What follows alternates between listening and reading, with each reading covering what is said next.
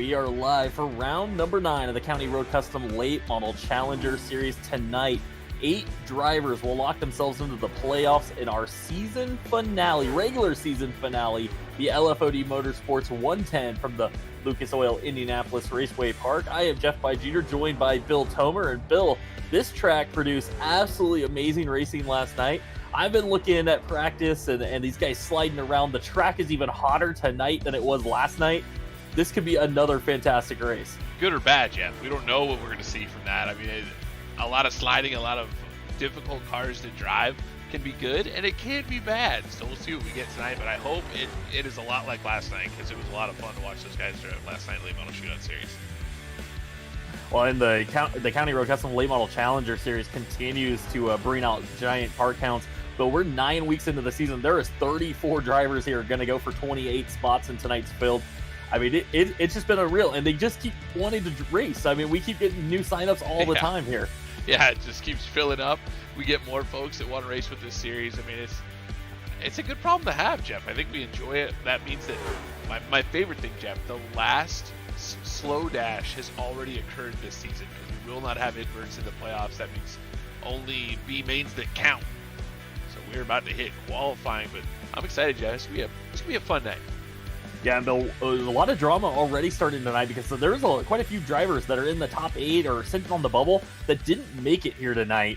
And some that, weren't going to make it, had to find a way to be here. I mean, there's a lot of drama coming into the final night with the points. And now these guys that need bonus points, they need to do it right now in Wisconsin Wings and Walleyes qualifying, because there's $5 and 5 bonus points on the line for quick time. That could make or break you making the playoffs right now. Yeah, absolutely. I mean, that's what you're looking to do, right? You're trying to see if you can get into the playoffs. If you're on the bubble, you need to make it happen right now. Bladen Edwards out on the racetrack. While we wait for lap times to start coming in, I'll say we are missing AJ Rogers, who comes in 5th in points tonight. So opportunity there for maybe somebody to steal that spot from him. Reagan Parent, 2nd in points, not here. He's having issues. He's trying to get here, but he's only got about 2 minutes left. Yeah, I have a bad feeling about Reagan. That's unfortunate for Reagan, having a great season and just didn't have time to get the updates. I mean, that's what happens with iRacing, right? Week 13, you get that huge update. It's actually not that big. It took me 9 seconds, Jeff. Well, Bill, right to the top of the board early, Rick Rube, 22.809. A little bit slower than his practice speed, but it seems like everybody's slowing down, including one of the guys who's fastest in practice, Bladen Edwards. Now, Ricky Howell goes top of the board, 22.693. That is a flyer.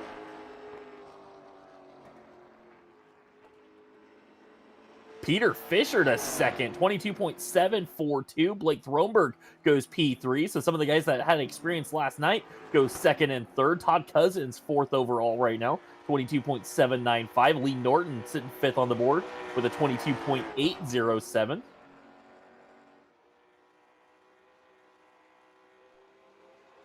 Elliot Carlson in the house. No practice again for Elliot, but he's going to join us here in the County Road Custom Late Model Challenger Series. He had plenty of practice last night. Yeah, he ran a lot of laps last night's race, but glad to see Elliot watching us on Facebook still. So Thronberg throws down another lap. He actually went past Peter Fisher on his 2nd lap, so 22.741. Beats Peter Fisher by 1,000th, so moved the 71 back to 3rd. Kevin Ammon, who we haven't seen since he won a race earlier this season. I think he won at Nashville, and we haven't seen him since, but he shows up. He's running 4th on the board, 22.794. He gets bumped by Brad Carpenter, the 31 machine, to 4th on the board now.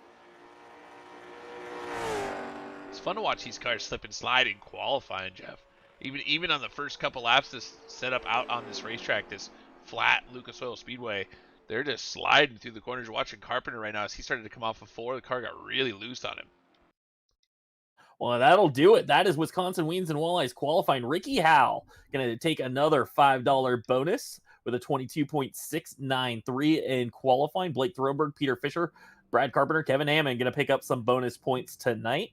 So we get set for B main action here. Remember, I believe it was 33 drivers on the grounds ready to go for the 28 starting spots in tonight's race. So that means we're going to take 20 from qualifying, 8 from the B main.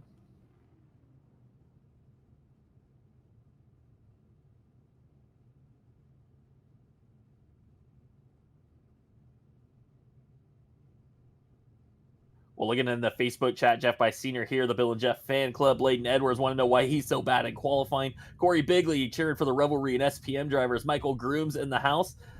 Mason Johnson. You tell Corey we can't tell him why he's so bad at qualifying?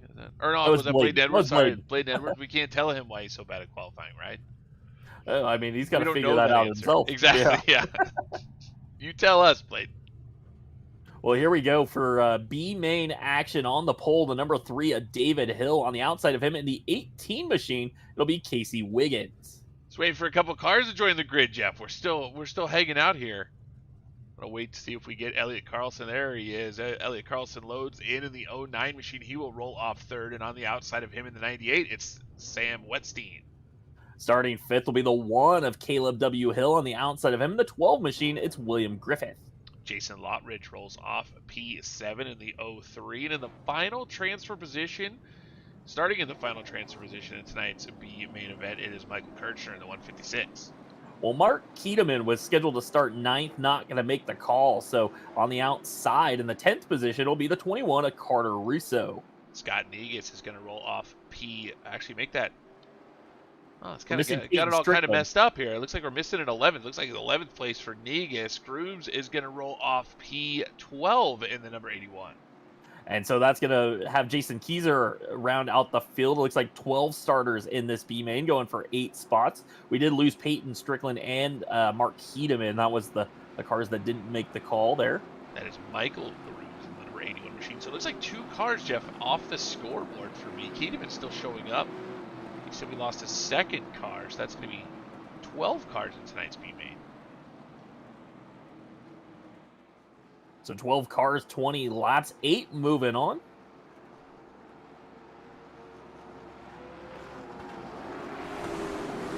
So David Hill going to take over here on this start. And on the outside of him, the 18 machine. That's a young kid, Colorado racer, Casey Wiggins.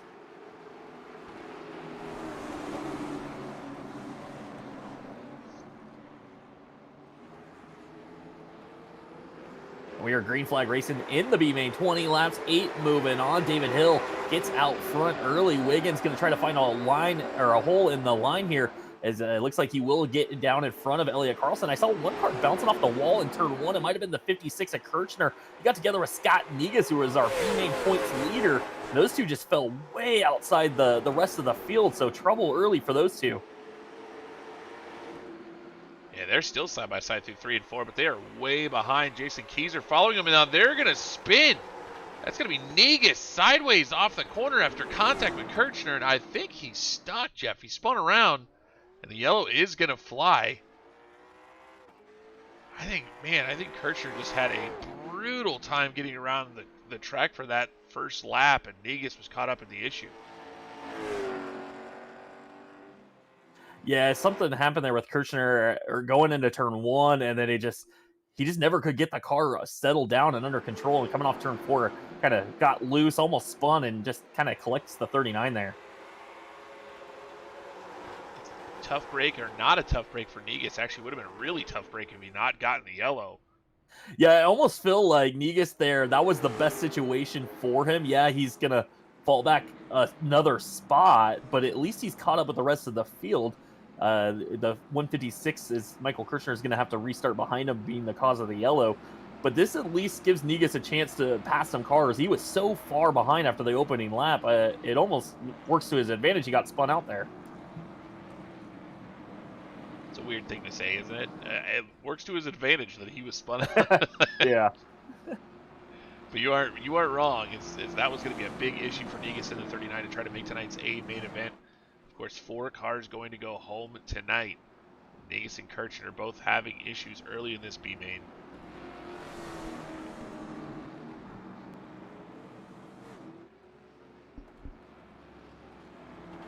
So that is going to mix things up a little bit here. David Hill, Casey Wiggins, Elliot Carlson, Sam Weststein, William Griffith, Caleb Hill, Carter Russo, your top 7. Jason Lottridge moves into that 8th and final transfer position. And Carter Russo is up 3 spots, so right on the start.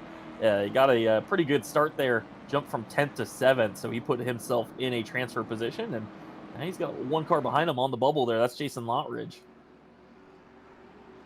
These guys will get the one to go here. Single file restart because they did not complete a lap.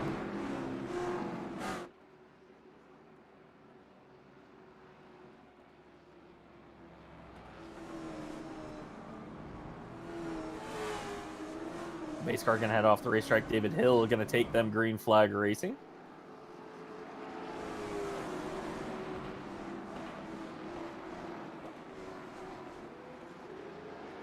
And we are off and away. David Hill back on the loud pedal with the 18 of Casey Wiggins behind him. A little trouble back there with Sam Weststein. It looked like he was having some issues and got a little slow start. But now Carter Russo and Caleb Hill are going at it, and there's going to be some contact between the two of them.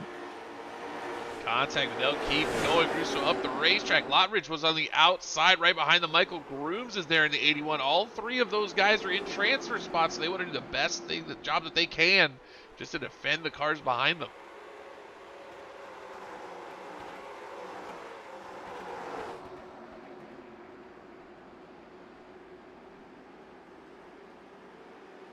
Carter Russo struggling through 1 and 2 in the 21 car. Everybody going by. Russo slides back to the 8th position. I think he got a little loose off at turn number 2. He has some right front damage as well in the 21. So, Bill, what happened with Carter Russo, he was alongside the one machine coming to the start-finish line. He had to give up 2 spots as a penalty for that. Got you. Okay, so you were doing some race control. And now he's back on the loud pedal. You can see Jason Keyser just a little bit behind him. Is Russo still in the transfer position? Keyser the first man on the outside looking in. Ooh, trouble for the 81. Michael Grooms got big time sideways off turn 4, holds on to it. He's running in the 7th position. I think Kirchner just had an issue, Jeff, off at turn 2. Got the inside wall in the front straightaway, and I believe the 156 is probably going to be done for the evening. That car it is smoking. Smoke now. Yeah, that car is hurt badly. So tough break for Michael Kirchner. Not going to make the A-main here tonight. And it looks like he's going to limp that thing back to the pits with David Hill out front, Casey Wiggins in tow, Elliott Carlson. It's a bit of a gap back to Sam Weststein, who runs 4th, William Griffith in the 5th position.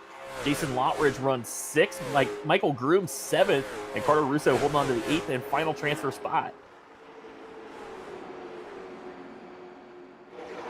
We are taking a look at Carter Russo, the 21 cars in that final transfer position. You saw on your screen, Michael Grooms got really loose off of turn 4 once again. Russo did the same thing in the 21. Now they're going to go side by side through turns 1 and 2. Keep it clean, boys. You're both in transfer spots. Don't want to take each other out. Yeah, Russo going to try to get underneath the 81 machine. He's been sideways. The 81's been struggling on corner exit. And so the 21, Carter Russo, going to have to give him a little extra room. And there it is. That's why you give a little extra room when a guy's loose coming off the corner, because he might come down the racetrack having to gather it up. Yeah, Grooms has been on the throttle hard in the 81 car, and he has gotten sideways just about every time off of turn number 4. Good off of turn 2. They'll stay side by side down the back straightaway, but here we go. Back into Calamity Corner here in turn 4 as Grooms has been struggling off of turn 4. Yeah, the guys behind them, they need these two to race because they are trying to catch back up here. That's Jason Keyser, followed by Caleb Hill and Scott Negus, your B-name points leader back there. They need these two to keep racing and try to gain some ground. It looks like the 27 got in the wall. Here comes the 1 of Caleb Hill as the 81 loses the 7th position, so he's now on the bubble. The 81 is lucky to be in 8th, Jeff. He just dirt tracked it through turns 1 and 2, and he is all over the place. A little bit loose for the 81 car, and he is certainly not used to it as he almost lost it going through 1 and 2 last lap. Well, Bill, up front, your top 3 are nose to tail.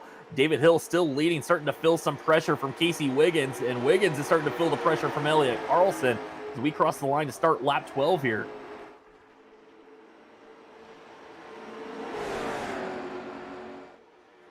Lap B main event tonight, and you see Elliott Carlson bouncing the 09 off the wall there in 3rd place. Not something you want to do too often. This car will eventually start to give up, and this is a bit of a speed racetrack, Jeff. You definitely want to keep the arrow on the car going around this big old place.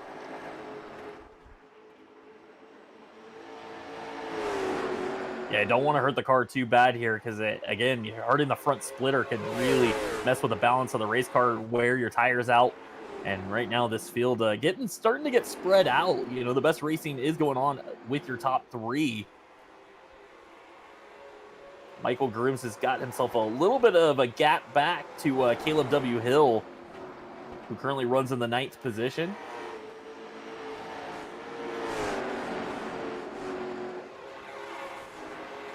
And I tell you, Bill, I think the 18 and the 09 might be a little faster than David Hill at this moment, but they don't seem to be pushing the issue. I think they're both content to just kind of ride and get into the A main right now. It's funny watching all of these drivers struggle off of turn 4, Jeff. Just the car bobbing and weaving off of turn 4 as they try to get back on the throttle coming on the front straightaway. I see at least 4 or 5 guys, maybe 3 guys every lap, 3 to 5 guys every lap just getting really sideways off the corner. And the way that the camera 1 looks down the straightaway, you can see everybody doing it. The top 3 look pretty good. You saw Wetstein get a little sideways there. Yeah, it seems like turn 4 is the big problem spot. Everybody looks pretty decent off turn 2. It's turn 4 where they're really sliding, and I think that turn kind of narrows up a little bit more. This track isn't exactly the same on both ends. David Hill starting to open up the door a little bit. Casey Wiggins taking a peek underneath him, coming off turn 4 there. Didn't get the run down the straightaway that he needed to pull alongside, so he'll continue to run in the second spot. Michael Grooms in the 81, that right rear starting to give up, and he's getting a ton of pressure from Caleb Hill. That is for your final transfer spot. The 81 is in, the 01 is currently out. We're coming down to 3 to go. Yeah, Caleb Hill is there, and Grooms is trying to hold on. He's in the 8th and final transfer position. Can he hold that spot? Here comes the 1 of Caleb Hill.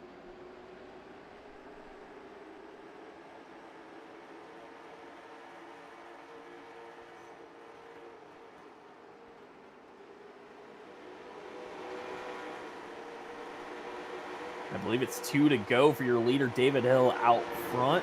The 18 still just stalking the 3 machine. Trouble for Lottridge. He got into the wall through 1 and 2. He's going to lose a spot here to Carter Russo, but he will hold on to the 7th position. Now Grooms is sideways. The 1 has a run down the back straightaway. Caleb Hill at the bottom. They'll make contact. Hill's going to go around in turns 3 and 4. And they've already taken the white flag, so we are going to run this thing out. No chance for a caution for Caleb Hill. He's going to probably miss the race here as David Hill leads with the 18 of Casey Wiggins still behind him. No movement back there in the top 3. Now Wiggins will look to the bottom, but David Hill going to come home, take the B main, go to the A main with Casey Wiggins, Elliott Carlson, Sam Westine, William Griffith, Carter Russo, Jason Lottridge, and Michael Grooms in the 8th and final transfer spot. Some nice racing there in the B main. That's encouraging, Jeff. I like seeing that. Yeah, absolutely.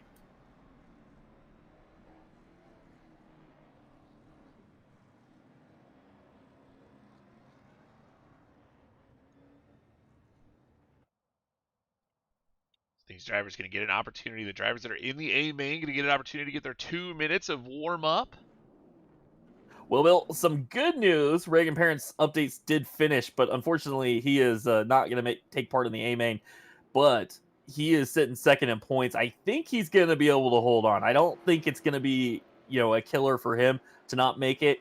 There is some questions whether AJ Rodgers, who's not here tonight, whether he'll have enough points to make it into the top 8.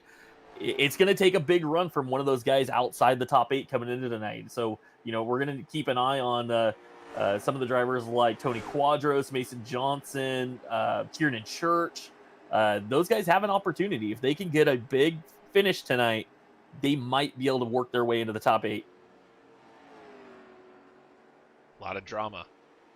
Yeah, absolutely. Cody Bohm, he's in the 8th spot, and he is only up by 4 points over Kiernan Church. So that's 4 positions on the racetrack. That is not much.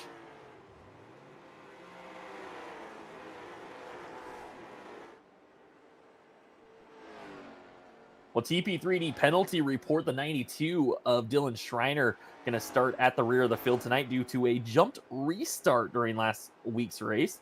So he got past a car before the start-finish line, did not give the spot back, so he will have an EOL to start tonight. We do have a couple drivers suspended, which you never want to see. But we won't get into that part of the penalty report. Yes, I do want to see it because there's a reason for that. I'm watching Michael Grooms in practice here, Jeff, and he's still sideways. Yeah, it's interesting that you take that 20-lap B main and kind of use that to figure out what you're going to do for the A main. And I don't know if Michael Grooms realized, hey, he probably abused the tires quite a bit there. Maybe you got to back off the pace off the start just a little bit, but hopefully he's going to take that lesson there from the B main. So Jeff, I have some news out of the AJ Rogers camp before we hit the grid here. AJ Rogers has started a new job and he is done for the season. Oh, no. Now second shift, unfortunately. So AJ not able to make any more events here for the Late Model Challenger Series. So unfortunately, a 17 car done for the year. Or the season.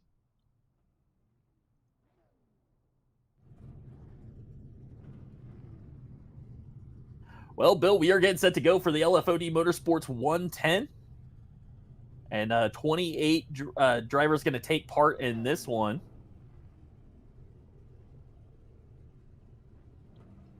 And a smaller invert than we saw last night. And that's right.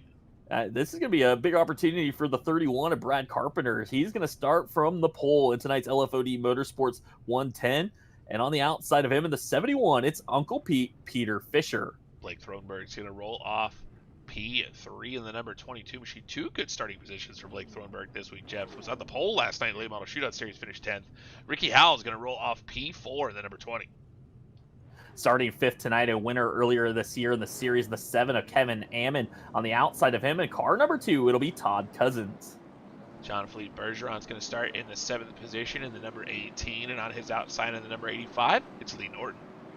Starting ninth tonight in the 25 machine will be Mason Johnson. On the outside of him in the 10th position, the 81, the ravishing one, Rick Rube. Braxton DeWeese is going to roll off P11 in the number 8. And on the outside of him in the number 22 machine, ran last night in the Late Model Shootout Series, it's Kieran Church.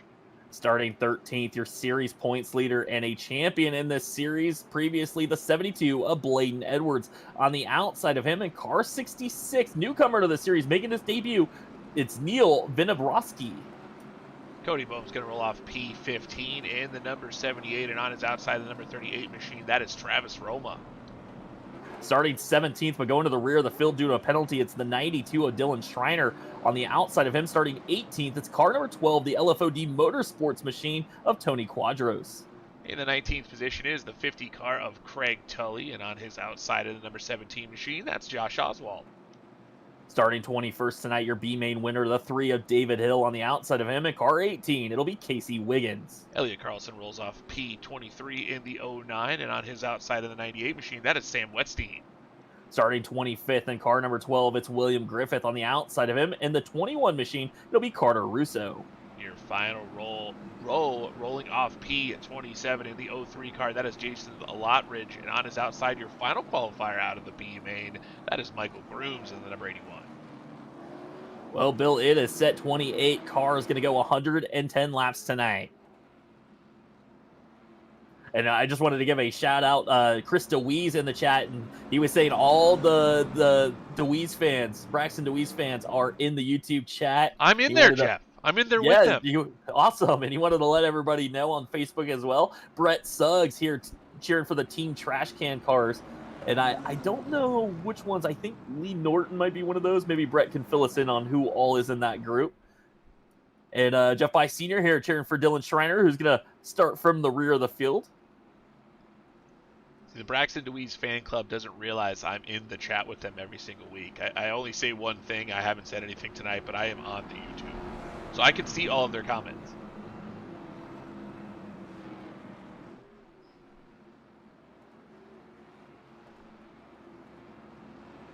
And Chris DeWeese's response to that was, heck yeah, woohoo.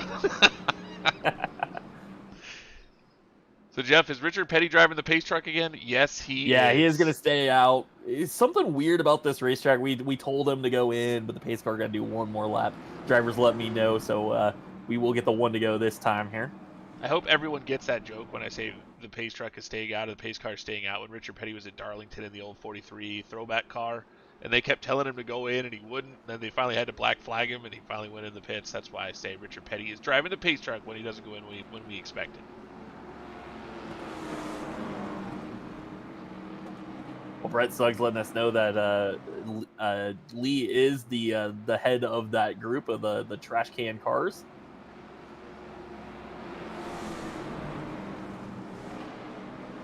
Now, Bill, we should see the pace car duck off the racetrack. That'll give Brad Carpenter control of this start alongside the 71 of Peter Fisher. A couple drivers that ran last night up there in the top 3 with Blake Thronberg starting in the 3rd position. Ricky Howell going to start 4th, and we are underway in the LFOD Motorsports 110. Brad Carpenter got a nice jump. He's going to be well clear of Peter Fisher heading into turn 1.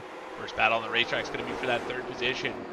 You see Ricky Howell Jr. and Blake Thronberg. They're going to be side by side and exiting turn 2. Now Ricky Howell's going to win that battle, move up into 3rd. Bill, connection issues for Elliott Carlson coming to the green, dropped out of the server, so he's going to maybe make his way back in here, but he's going to lose laps right now as we are green flag racing. The 18 of JP Bergeron and Todd Cousins getting close, going into turn 1, maybe rubbing fenders again. And trouble for the 18. He gets sideways. There goes Mason Johnson by. Here comes Lee Norton in the 85. Maybe rubbing fenders, Jeff. How about really rubbing fenders as they went into turn number 1? And in fact, JP Bergeron got turned up towards the outside wall, was able to save that car. Lee Norton just drove it in hard and going into turn number 3. Didn't get into JP Bergeron. These guys started to single file out pretty quickly. A little bit farther back by Craig Tully, Jeff, about 16th place. There's a Hornet's Nest back there. Well, Mason Johnson is on the move as well as he is diving underneath Kevin Ammon, coming down the back straightaway. In front of them, Blake Thronberg trying to get around Ricky Howell. Howell going to look like he checked up and he's going to let that 22 clear him and let him head to the front as well. And now your leader is under attack. Peter Fisher trying to get to the lead as he looked underneath Brad Carpenter. Now he's going to slot back in line. Peter Fisher having a great night so far in the 71 car. Pulled off the racetrack last night, didn't compete in the A main, so not a tremendous amount of practice for the 71 machine in competition. But he is looking for the lead early tonight here at Lucas Oil. Well, fantastic racing early as we got a battle for the 5th spot with Kevin Ammon and Mason Johnson. Ammon's been able to hold off the 25 machine, but you can see that Mason Johnson there on the inside trying to make it work. He's taking that thing all the way down to the apron, trying to get that, cut that corner as short as possible. But it is harder because that track is flat down there on the bottom side of the racetrack. Yeah, but something you got to love about Lucas Oil, that is very, very wide. And if you choose not to run into each other, you can. But if you do decide to run each other really hard, we see a lot of beating and banging with these cars. We already saw that between Lee Norton and Jean-Philippe Bergeron. These guys JP getting around this place pretty quick. JP just went around Mason Johnson. Now Kevin Ammon going to go around the 20 of Ricky Howell. Looks like Howell is just kind of in cruise mode right now. He let Ammon go. Here comes JP Bergeron around the top side. Trouble in the back, Jeff. Trouble in the back. Looked like Caution. The 17 of Josh Oswald was around. He is on the front straightaway. Issues for the 17 car. Yeah, caution going to wave here on lap 6 of this one. And again, as you said, Josh Oswald around on the front straightaway. Looked like he just got loose. He was underneath David Hill. And he might have got together with Carter Russo, but I don't think Russo really had anything to do with that one. Oh, I think just a loose situation here. I think he just starts to get a little bit sideways down on the bottom. And then that just checks him up a lot.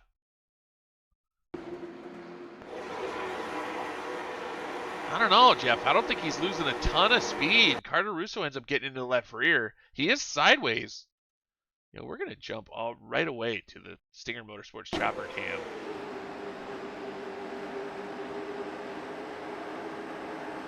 I mean, maybe the sideways situation causes Russo not to be. I mean, he doesn't apex, I think, like Russo would expect because of the sideways. That's visual yaw, Jeff, is what Daniel Pope would call it. Yeah, my initial reaction was that the 17 there was about to self-spin, but now that you mentioned, I'm watching it from the Stinger Motorsports chopper cam view, and it does kind of look like, you know, he's going to gather it up, but again, I still don't think the 21 really did anything wrong there, so maybe that's just kind of a racing deal. Just, he's sideways, he doesn't apex the corner as a result, just kind of stays down pretty low. I think the 21 expected him to go up. I did not look from the 21's cockpit view, as we're back to live action here, a live view here. But I didn't look from his cockpit view of what he could actually see. But like I said, I think the 17 runs an odd corner because of the fact that he was sideways through 3 and 4, or at least coming off of 4. But in that situation, like you said, I think the 21 could avoid, and I think the 17 being sideways was also a hindrance to the 21. But it doesn't look like he loses any ground, though, Jeff, in the 17 car. So I really do worry about what the 21 saw there. Well, we are under caution here. Bladen Edwards coming down pit road. I don't know if he received some damage there in the early laps, but he's going to give up some track position, come down pit road. Looks like David Hill might have came down pit road as well, and he lost a lap, so he is 27th, one lap down now for the 3 machine. Elliot Carlson never was able to make it back, so we only did start 27 tonight because Carlson had that issue on the pace laps coming to the green.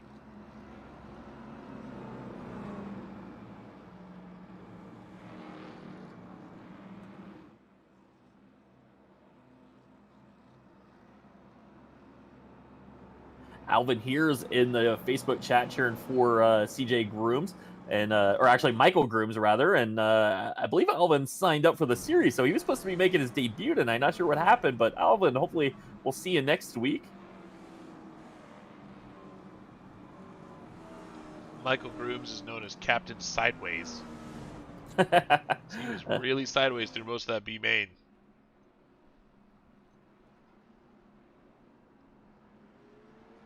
I believe the pace car lights are going to be out this time. It'll be a double file restart. Looks like Carpenter going to choose the inside. He does have the option of choosing which lane, and he's going to stick to the inside lane, leave Peter Fisher on the outside, just like they started. Blake Throneberg still runs third. Kevin Ammon up into the 4th spot. JP Bergeron up into 5th. Early movers. It looks like JP from 7th to 5th.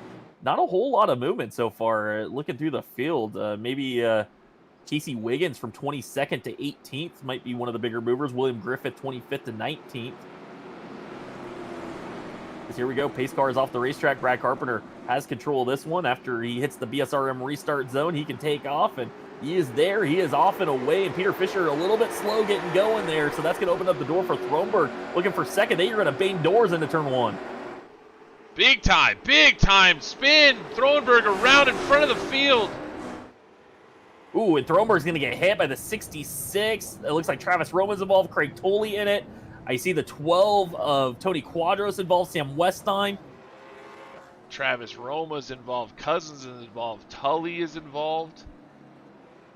Neil Vinoradsky, that's it. Vinoradsky, yeah. He was caught in it in his first race with the series, but we're going to take a look and see what happened there. Contact between Throneberg and Peter Fisher early in this race. A lot of damaged race cars. Yeah, big trouble there. And it all started with Peter Fisher and Blake Throneberg. Throneberg had a run up the inside coming into turn 1, and they've just banged doors a couple times there.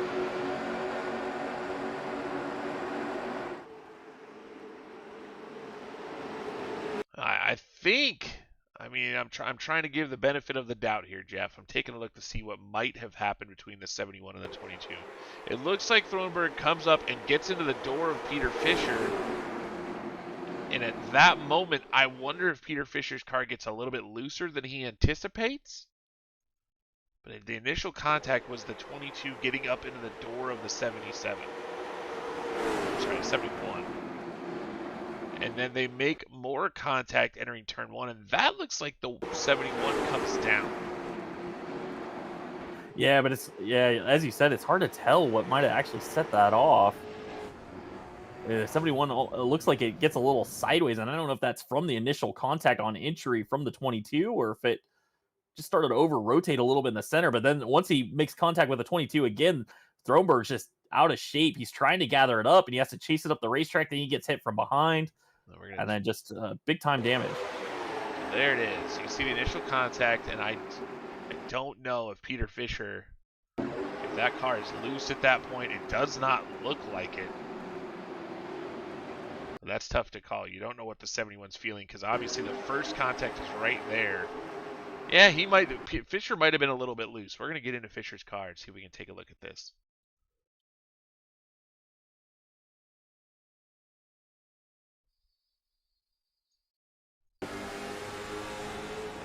Okay, so yes. So that's kind of what happened, Jeff.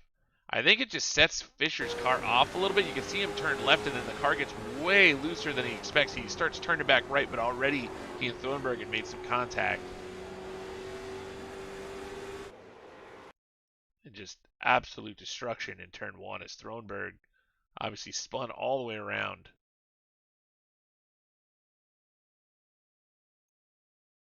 I'm just trying to find the right camera angle here to see if we can get a different view of this.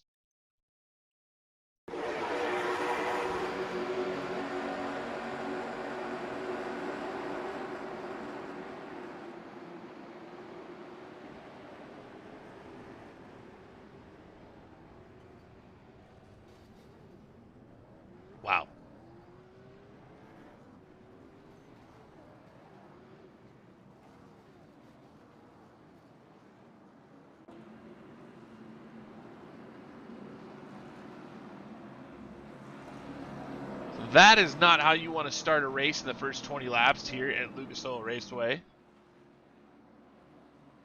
That was a big incident, and it occurred between some of your leaders. Jean-Philippe Bergeron able to get by there as he went underneath the two cars that made contact. It looks like Peter Fisher's car is in pretty good shape. The 71 just made a little bit of beating and banging there, but we have already got the pace car off the speedway. I think we've got a car stopped on the bottom, and Cody Boehm is struggling. Yeah, it looks like they were waiting on back on.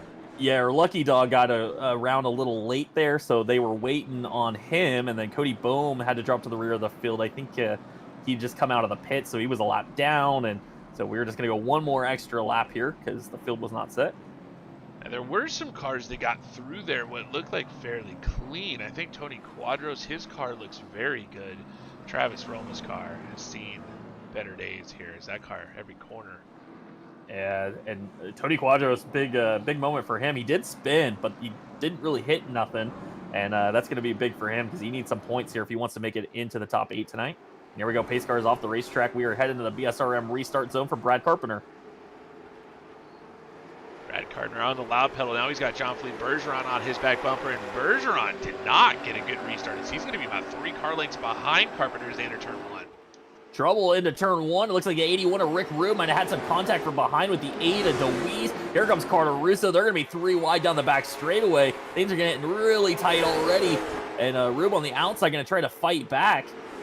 Russo's going to take both of those spots away. Russo with a nice move on the bottom, drove the car into the bottom, did a little bit of a slide job as he jumps in front of both of those cars. Now DeWeese and Rube going to be side by side as they enter turns 1 and 2. Stay that way through turn 2. JP Bergeron starting to catch back up to the 31 of Brad Carpenter. Carpenter got away early, and JP's bringing along Peter Fisher and the 25 of Mason Johnson. And here we go. We might have a battle for the lead shaping up because JP is there. He is on the back bumper of Brad Carpenter. You watch that battle, Jeff. We're going to continue to watch Braxton DeWeese down on the bottom. Now he's got the 18 of Casey Wiggins on the outside. Rick Rube was able to win that battle on the high side. So Braxton a little bit slower on the bottom when that 8 car. It is a little bit tougher to get around the bottom. It is a little bit flatter down there. Now Wiggins going to clear him as well. Well, still nothing happening up front. JP Bergeron just riding behind Brad Carpenter with Peter Fisher, Mason Johnson, Kevin Ammon just a few car lengths back behind this lead. Groom's got Ricky Howell in tow. They are mostly single file way back to where Dylan Schreiner just went around Bladen Edwards for the 11th position. Actually, make that 12th.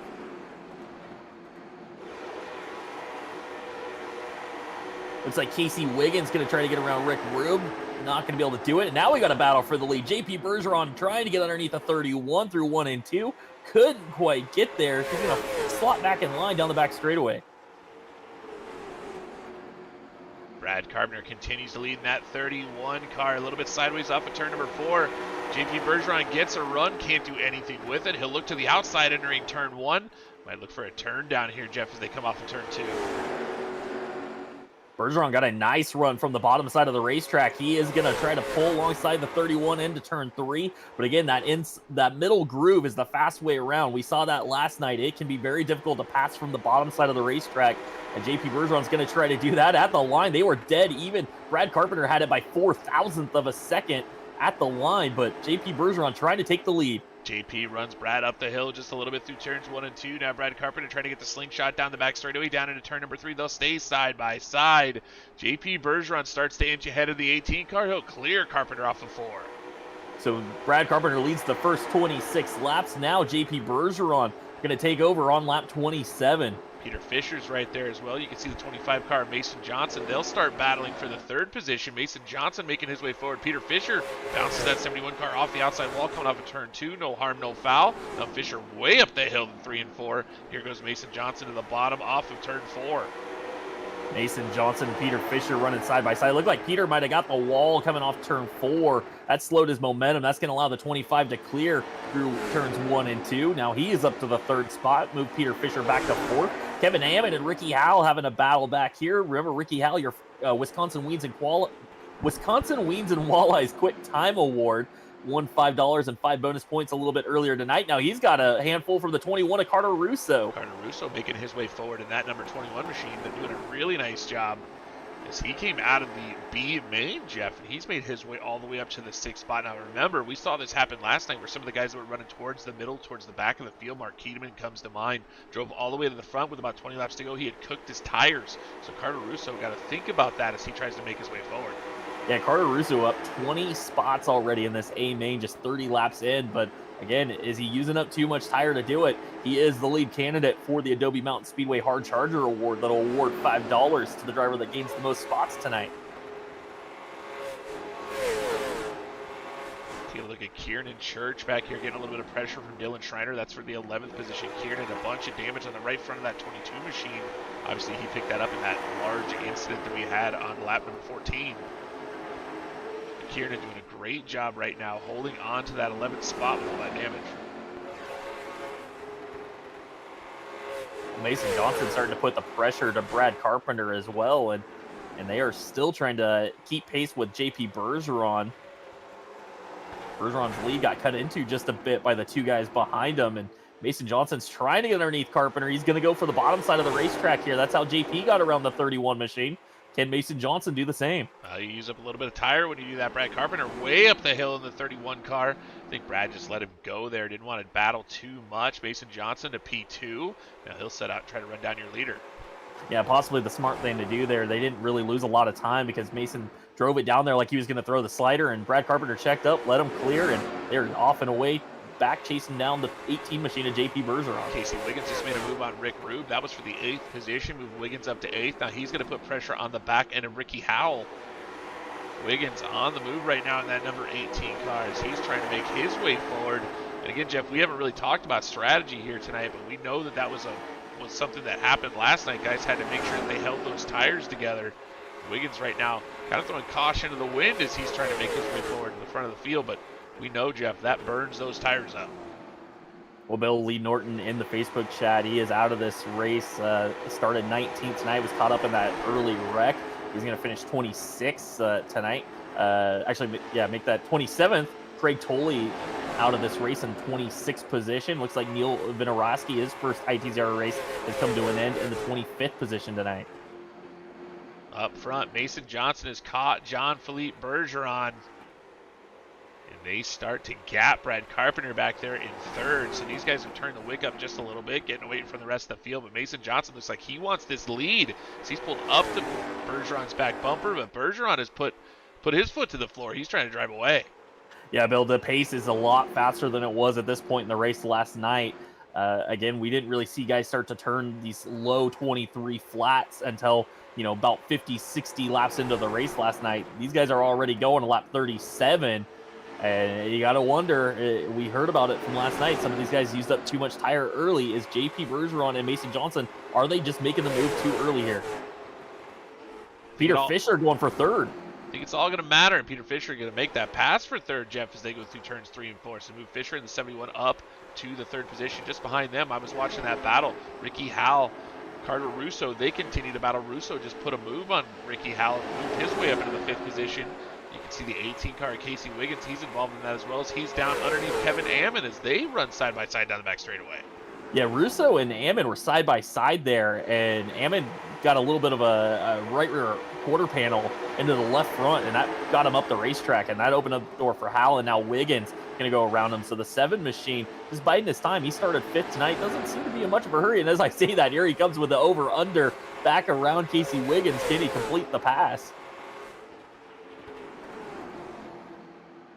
More great racing like we saw last night, Jeff, as these guys moving all over the racetrack trying to find some speed, and we saw the middle to upper groove is the fastest way around here, but you can try to use the bottom to make the move. Some of these guys still playing the tire game as they worry about whether or not they're going to have tires at the other night. Brad Carpenter, I think he's been thinking about that all night long.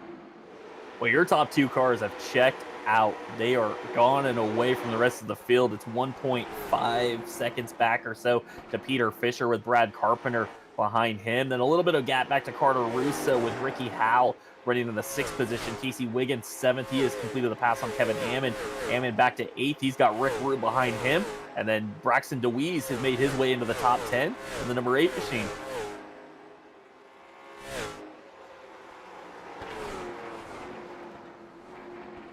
Looks like Ricky Howell is feeling some pressure as well from the 18 of Wiggins. Wiggins started back in the 22nd position, has been moving steadily to the front, and Ricky Howell started 4th after setting quick time, get inverted back to 4th, and again, he's just kind of in cruise control mode right now, trying to save tires towards the end. Caution is out here on lap 42. Trying to figure out what car might have brought out the yellow.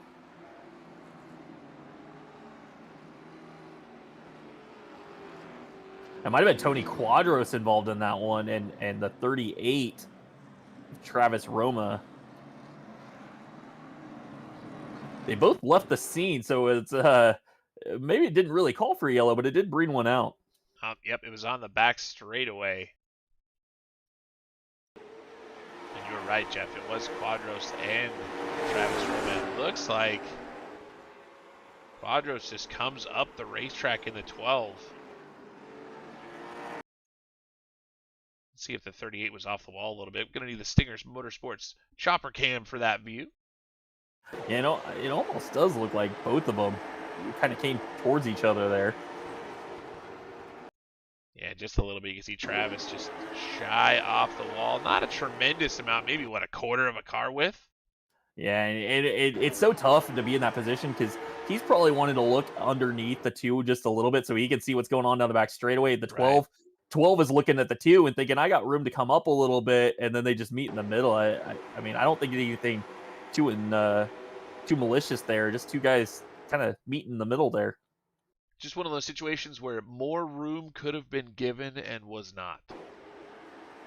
And that was one of the things we tried to talk about in the driver's meeting. You know, this car, it's easy to get hooked in the right rear with this car. So give a little extra room, and you saw it right there. You just, once somebody gets in your right rear, it's almost like you're just stuck together. Yeah, I think they did just meet in the middle. You can watch Travis Roma from the in-car cam. You can see that black line on the racetrack. He starts going towards it at the same time. And we can look at the 12 car, Tony Quadros, and see if we can tell if he was moving up at all. They came off the corner. Nah,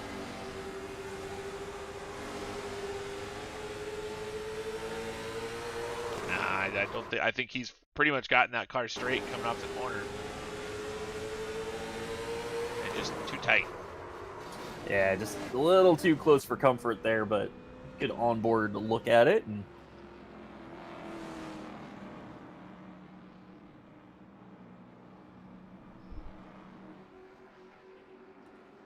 Bill, again, looking at the point situation, Cody Boehm had gone a lap down. He's currently running in the 24th position. The guy behind him, Kieran Church, he was also involved in the early wreck, but he is still out on the racetrack. We're only going to see where Kieran is currently running. He is running 11th, so, I mean, that's a huge swing in the points right there. Again, they were only separated by 4th for that final playoff position, so a huge swing there, possibly shaping up for Kieran Church. Kieran Church's car looks great on the left side, Jeff. It's the right side you don't want to get a look at. Yeah, I'm looking at it down the back straightaway. It's like a 2-face as it comes at you. Definitely different shape going on there on the right side.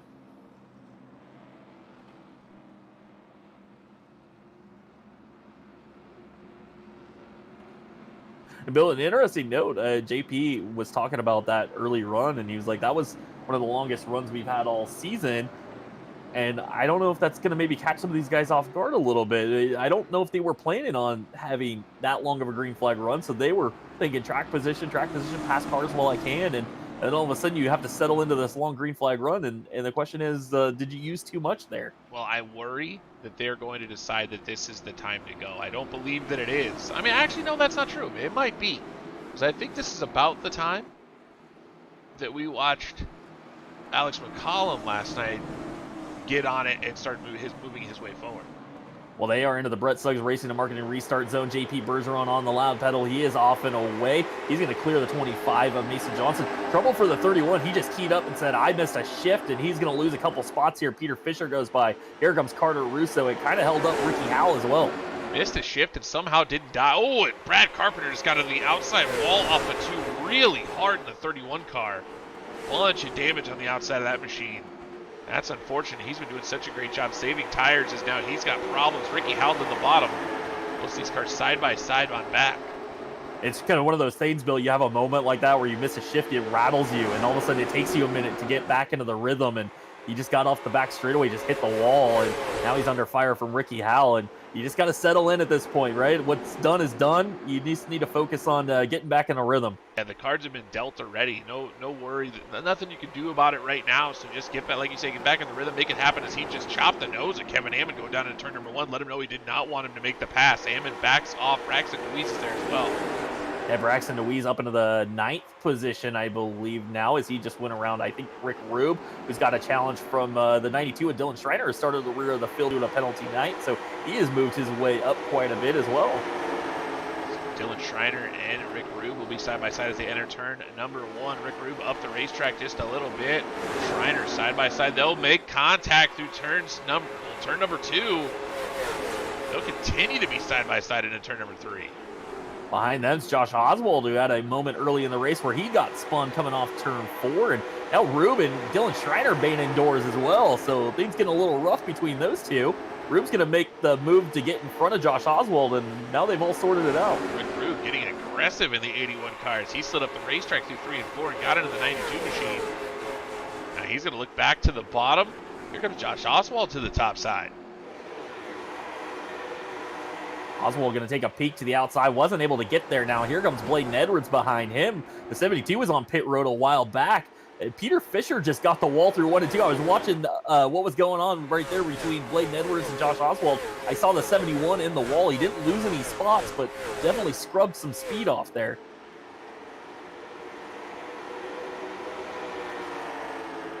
Fisher running 3rd behind Mason Johnson and your leader, JP Bergeron. Behind Peter Fisher, it's Carter Russo in the 21 with Casey Wiggins and Ricky Howell.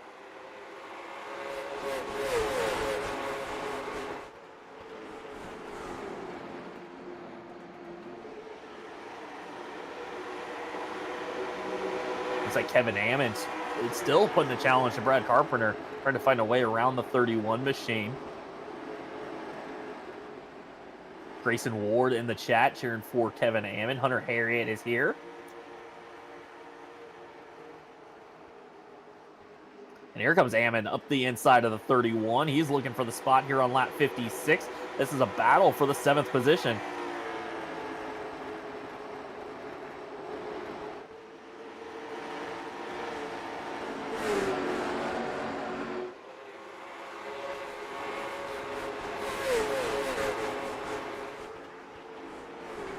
Field getting single file, but up front, JP Bergeron's got his hands full with Mason Johnson. Mason tried to make a move to the outside there, wasn't able to pull alongside the 18, but he definitely showed his cards there. He was thinking about trying to get to the right rear quarter panel of the 18 and forcing him to run a little bit lower line. Mason Johnson looked to the inside coming off of turn 2 that time. Jeff wasn't able to make the move. Now he is right on the back bumper at JP Bergeron as they make their way through 3 and 4. Peter Fisher a little bit sideways through the corner. He's running a solid 3rd. Then you've got Carter Russo and Casey Wiggins making up the top 5. Now Mason Johnson going to look back to the bottom.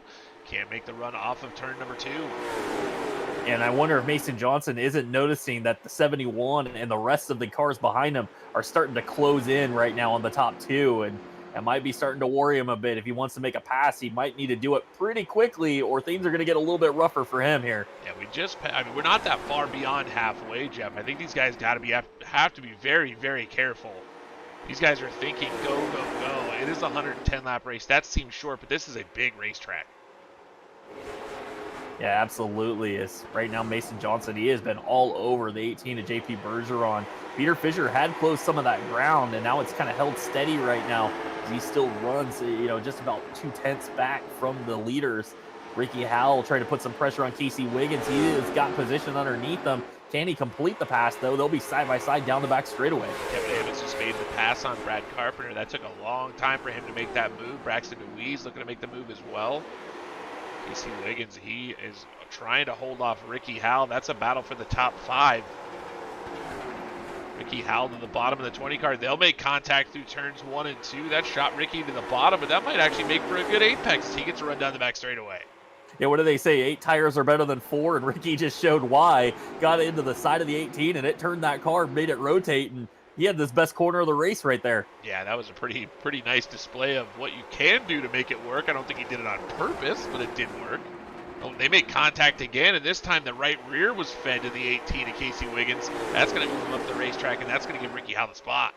Yeah, I think that's Ricky Howell saying, hey, I'm a little bit faster than you. It might be wise to let me go. And he does finally get past Casey Wiggins and the 18 machine. So move Wiggins back into the 6th position and the 20 of Ricky Howell up to 5th. So much of this field is nose to tail, Jeff. Yeah, nobody's really falling off too much, are they? So right now, JP Bergeron leading the whole train of cars out on the racetrack.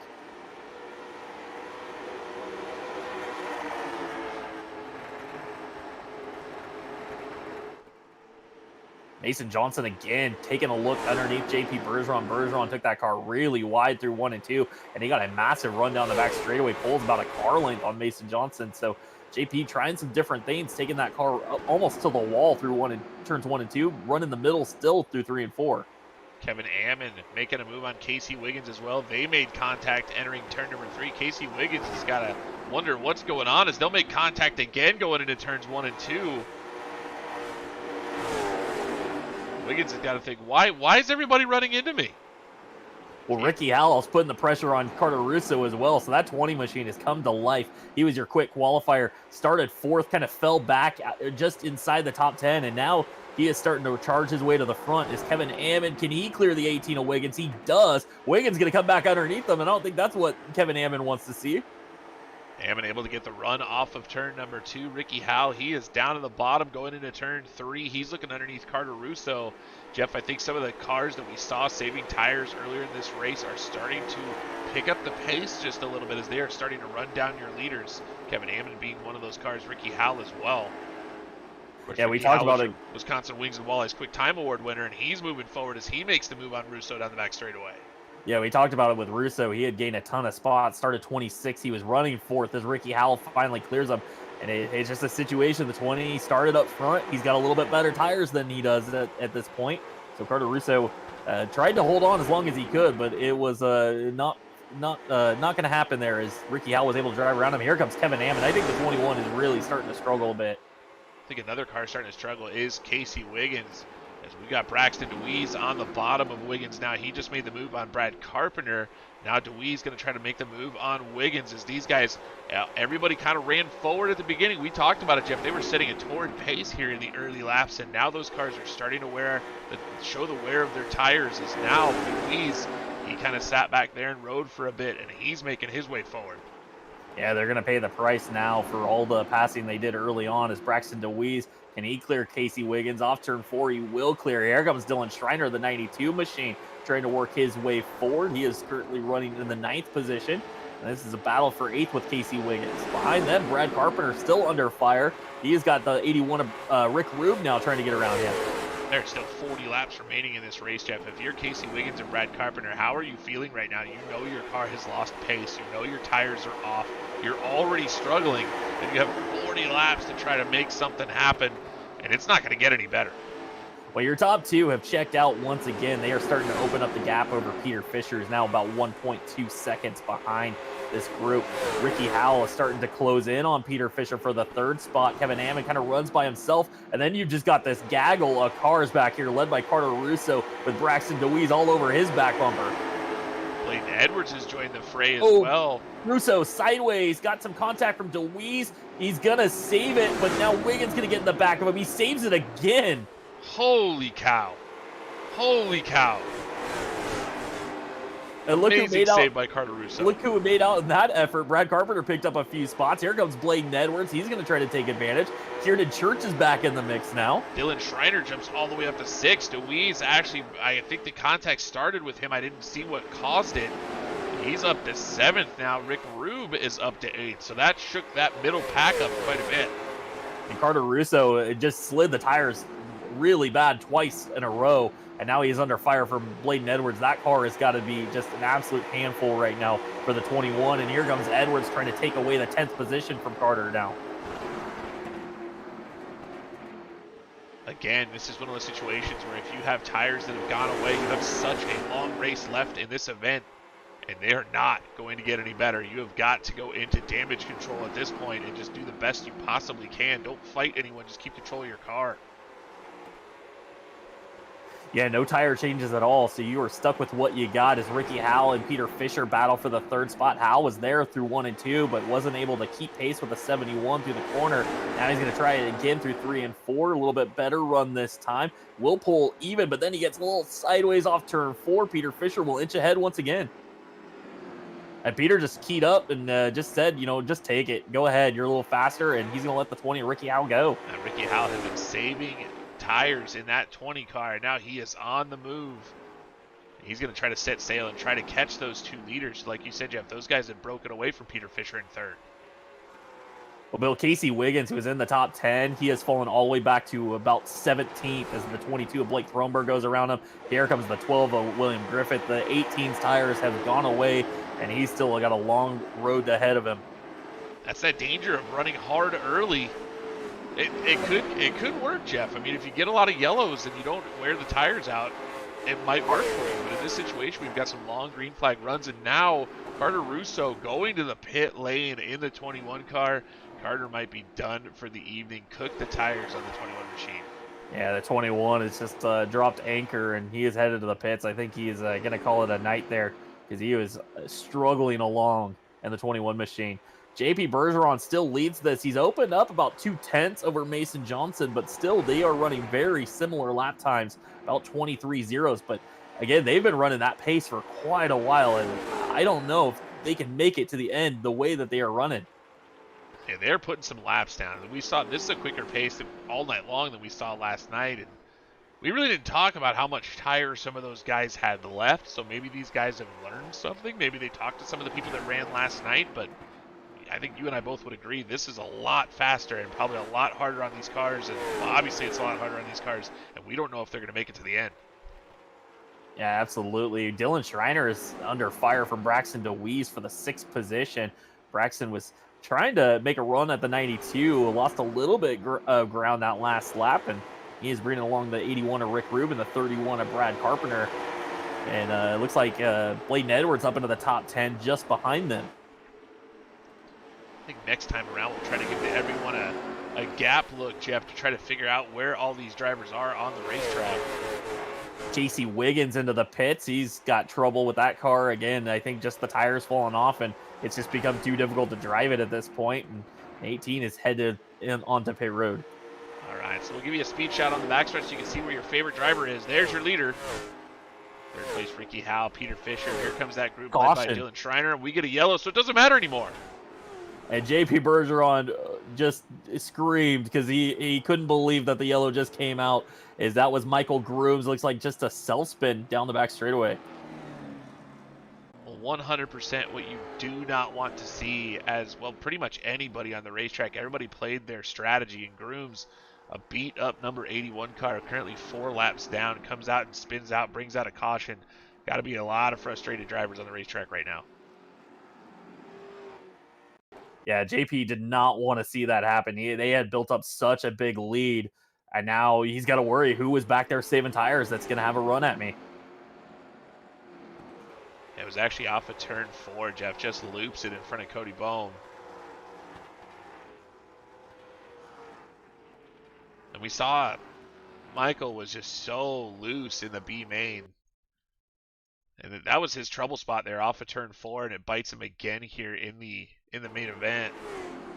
Like I said, it's just unfortunate. I mean, he's so many laps down. Yeah, he was just back on the racetrack trying to get some experience and run some laps. Just a little self-spin there coming off turn 4. Cody Bohm did a good job to miss it because Cody is the lucky dog, so he didn't want to get involved in that at all. So he's going to come back around beyond the lead lap in the 19th position. That might be a car to watch, Jeff. He was just kind of riding around.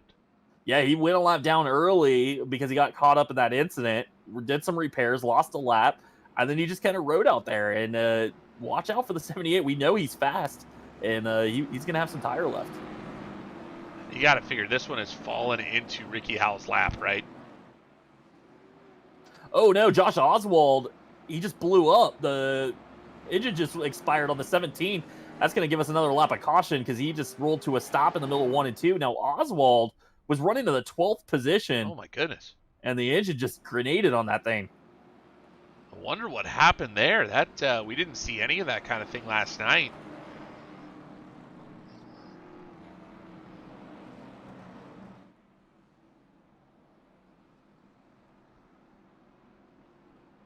That's going to leave us with 18 cars on the lead lap, and you can see all the drivers down the front straightaway trying to hit the cool spot on the racetrack, Yeah. trying to get their tires cooled as much as possible.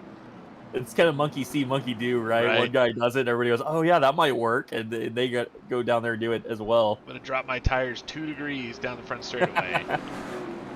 Well, we are doubled back up, heading for the BSRM restart zone. It'll be JP Bergeron with Mason Johnson, Ricky Howe, Peter Fisher in that second row, Kevin Ammon, Dylan Schreiner in the third row.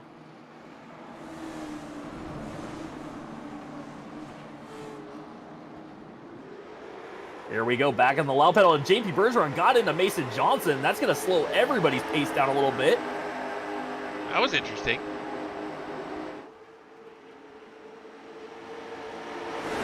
That's giving Ricky Howe an opportunity. Like I said, Jeff, that fell into his lap. That yellow was something that Ricky Howe absolutely wanted to see. As he's looking to the bottom on Mason Johnson. Now he's going to look to the, well, he doesn't get to the inside on JP Bergeron, but he's going to be side by side with Johnson off at 4. Yeah, JP Bergeron right now is Mason Johnson's biggest fan. He wants him to hold up Ricky Howe because you know that 20 had been saving. He got the caution he needed. Now he is on the charge, but Mason Johnson's going to make it difficult on him. Is the 25 machine trying to hold up the 20 for second. JP Bergeron out front, watching it in his mirrors. They make contact. Ricky Howe got a little sideways there. Oh, we got a spinner. It Looks is like Blake Thronberg, Travis Roma caught it as well. Thronberg around. It looks like, again, a lot of damage to the 39 or Travis Roma. And it looked like Thronberg, it was something to do with him in the 12. That's William Griffith in the 12. I don't know if there's contact there. Let's try to check this out going down the back straightaway. It looked like the 22 tried to throw the slider, and he threw it in so deep. Car just started to slide on him, and then it got away. Yeah, that is strange, isn't it? It looks like the physics get kind of broken on the 22 car. Well, I mean, if you look at the 22, he's taking some shots. Yeah. So, yeah, that car is not going to handle the way it did earlier on tonight. I mean, it is a slow slide of death for the 22. As he gets into turn number 3, you see the slider. And I think there might have been contact initially, but I don't think there's any from the front bumper of the 12. Gotta give William Griffith a lot of credit there. He just rides the brakes and stays off of the 22 machine. We'll give you that chopper cam, that Stinger Motorsports chopper cam one more time. There's contact there. And then I don't think there's any more, and you can just see the 22, just a slow, lazy spin. And Travis Roma caught a lot of the 22 cars he went by. Well, Bill, they did not complete 5 laps there, so that is going to set us up for a single file restart, the first one we've seen all week here at IRP. We've had some good green flag runs. Actually, I take that back. We did have the green-white checkers that were single file due to multiple green-white checkers, but first time in regular time here in the race, we're going to see a single file. Well, that incident clearly, Jeff, was a price of poker had gone up. Absolutely. These guys are getting everything they can at this point. Blake Thronberg came in tonight 4th in points. Probably going to be safe just by having earned some points by making the A main. So Blake Thronberg going to be one of the 8 cars that looks like to compete in the championship. And something that has made Jean-Philippe Bergeron very happy is the fact that Mason Johnson was able to hold off Ricky Howe for second place. So that is going to keep Ricky Howe a row back in that 20 machine.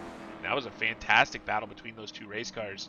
That is what Jean-Philippe Bergeron needs if he wants to win this race.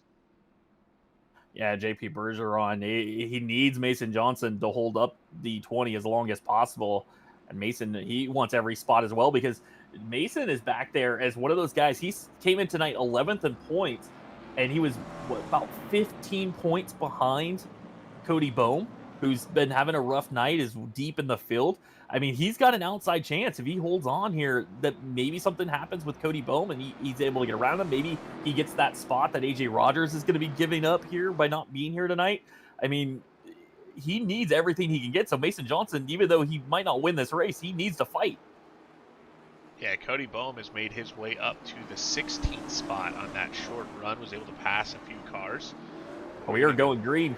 Early, BSRM, yeah, BSRM restart zone for JP Bergeron, and he left the 25 behind. So now it's all Mason Johnson. Can Mason Johnson hold up Ricky Howell? Behind them, Kevin Ammon had gotten around Peter Fisher. Early restart from Bergeron, and that has strung out the entire field. Yeah, that's what Bergeron needed. Just needed to get away. In fact, there's a couple cars that didn't even make it to the field. It's David Hill and Blake Thronberg way behind the group.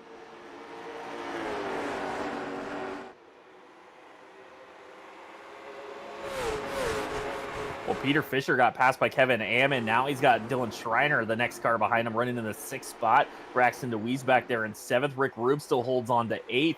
Looks like the 71's been slowing the pace down just a little bit. Maybe that car's starting to fall off slightly.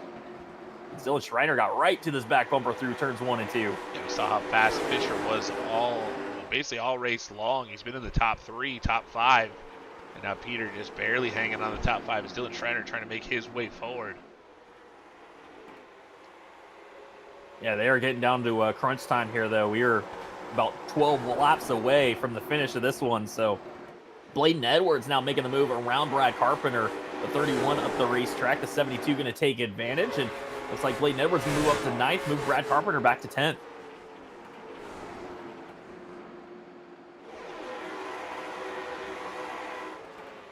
Bergeron able to pull out a little bit on Mason Johnson now, Jeff. As Johnson struggling just a little bit more in that 25 machine. Ricky Howell still not able to make the move in the 20. A lot of heat cycles on these tires. I wonder if some of these guys with saved tires have lost a little bit of their advantage.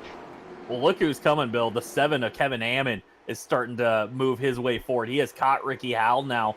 He started on this restart quite a bit back, and so he is working his way towards the 20. And now that's going to really take the pressure off of Mason Johnson because now Ricky Howell has got trouble behind him. He's got to deal with the 7 car. Dylan Schreiner is currently trying to make the move on Peter Fisher, and that got him down the racetrack. Here comes Braxton DeWeese. He's going to try to capitalize on the high side. So now he'll be side by side with Dylan Schreiner as they go down into turn number 1. And this stage of the race, that outside, if you can get to somebody's right rear quarter panel, it can make all the difference. You'll be able to go around them. But now Peter Fisher kind of slowed everybody's momentum there. It looked like he didn't get through the corner very well, and that stacked everyone up. So Dylan Schreiner and Braxton DeWeese going to go to battle while the 71 tries to drive away. Schreiner and DeWeese made contact through turns 1 and 2. Now more contact off turn 4. Schreiner down the racetrack. And that'll clear Braxton DeWeese. So move DeWeese up into 6th. Schreiner back to 7th. Now DeWeese going to start to try to work on Peter Fisher. Yeah, that 8 machine looks like it's handling really well at this stage of the race because he got around Dylan Schreiner, then went straight to the bottom, tried to crisscross around the 71. It looks like Kevin Ammon's to the outside of Ricky Howell for the 3rd spot as well. So battle going on for 3rd position, and Hammond going to over under the 20. Ricky Howell kind of threw the slide job, and Kevin Ammon was waiting on it. I think they've been doing that for laps, Jeff. I think that's what went on in 3 and 4. I think Ammon threw the slide job in 3 and 4, and tries to do it again. Isn't going to be able to do it. But is he going to be able to make the move off of the corner? They make a little bit of contact. Man, great racing here at IRP. Yeah, and Kevin Ammon, it's got to be frustrating because he's probably looking at the 18 and the 25 thinking, I can win this race. I'm fast enough, but he just can't quite get clear of the 3rd place car, Ricky Howell. And now the caution's going to wave. Lap 104 caution is out. Schreiner spun off of turn 2, was able to get righted. But I think he's going to drop back to about 14th spot. We need to figure out what happened. All those cars were really, really tight behind Peter Fisher. Yeah, Dylan Schreiner was running to the 7th position, and it looks like he got together with the 8 of Braxton DeWeese, and then maybe the 72 of Peyton Howell, or actually that's Bladen Edwards that got a piece of that.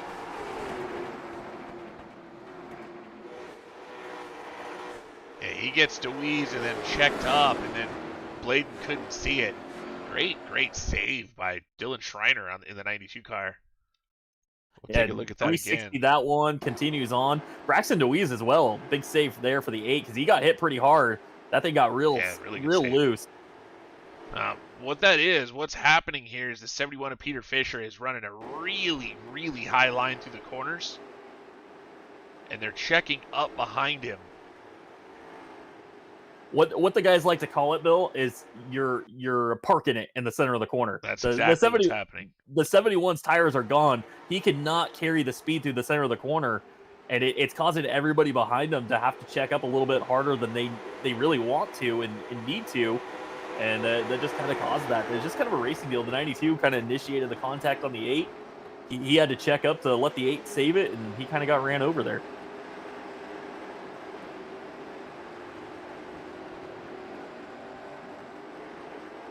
Great save, though. Got to be a great save. Man, what great racing. Just great racing. Man, that's kind of short track stuff you're going to see.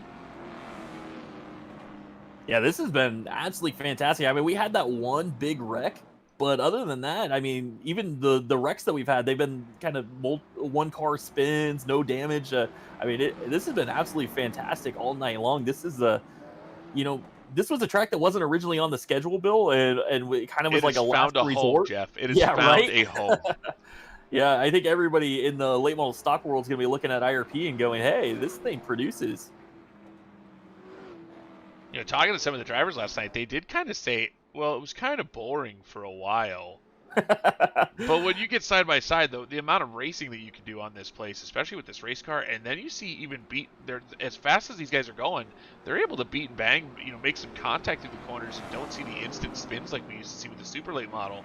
It makes just unbelievably great racing, and unfortunately right there, we would have seen the same issue happen. Braxton DeWeese able to save the car, Dylan Schreiner gave him room, and Bladen Edwards can't see it through the 92 car, and that's what causes the caution. But if Bladen Edwards isn't there, we keep racing. It's funny that you mentioned that the drivers thought the race was a little bit boring last night, because I'm thinking back to Richmond, and we had this string of races where it was like too many cautions, and the drivers were like, we don't get a race, there's too many cautions. Then that Sarah race, they went caution free at Richmond, and then they all went, that's boring, we need a caution. You're not wrong. You're never going to make race car drivers happy. It's just not going to happen. Well, this one's going to be extended. We are going green, white, checkered finish here for JP Bergeron, Mason Johnson, and Kevin Ammon, Ricky Howell, Peter Fisher. Your top 5, Braxton DeWeese, Bladen Edwards, Rick Rube, Brad Carpenter, and Kieran Church now into the top 10.